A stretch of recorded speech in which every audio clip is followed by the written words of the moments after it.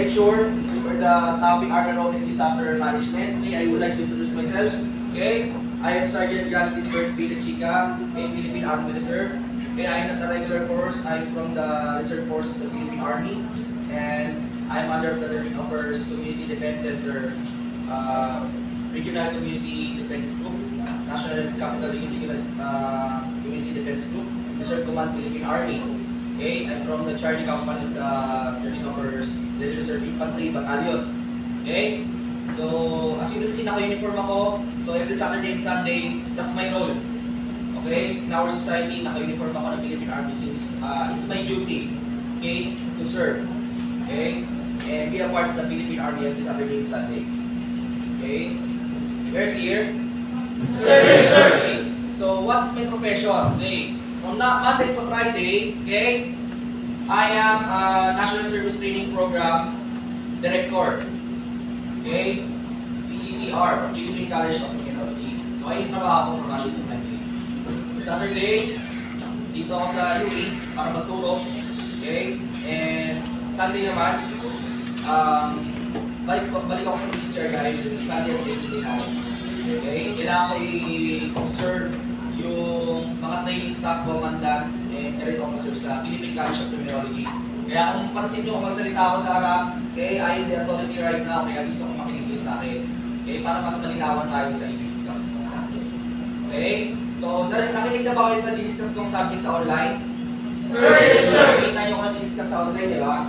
Sir, yes, sir. Yung sabi ka di-discuss ko last meeting, kung sabihin hindi nyo na pakinggan yun. Ano yung topic natin? Una, morning. Okay, ikap lang tayo. Ano topic natin nung last week? Ano topic natin lang tayo?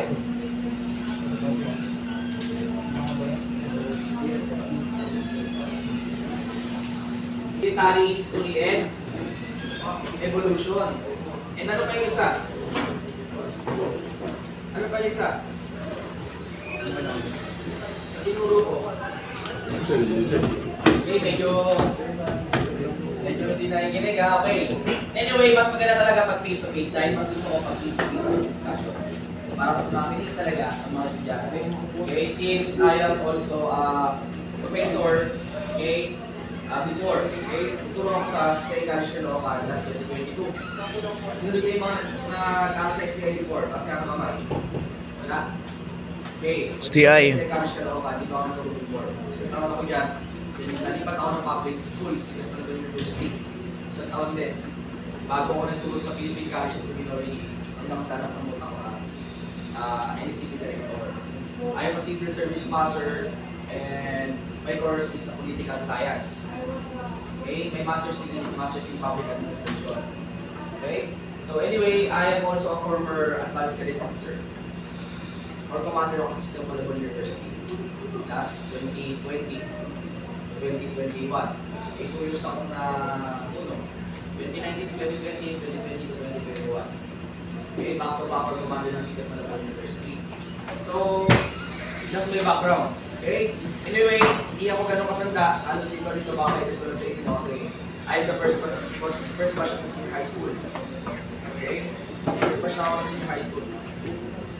So, 24 pa lang ako. Dito ako sa STI ng senior high school. Pag-graduate ko ng political science, puro agad ako sa STI. College ko na ginawakan ko. Understanding the self, reading in Philippine history, okay? Contemporary world. May mga rin subject, right? Yes, sir. Science, technology, society, ethics, mga all subjects. Okay, but now, my role right now is a soldier. Okay?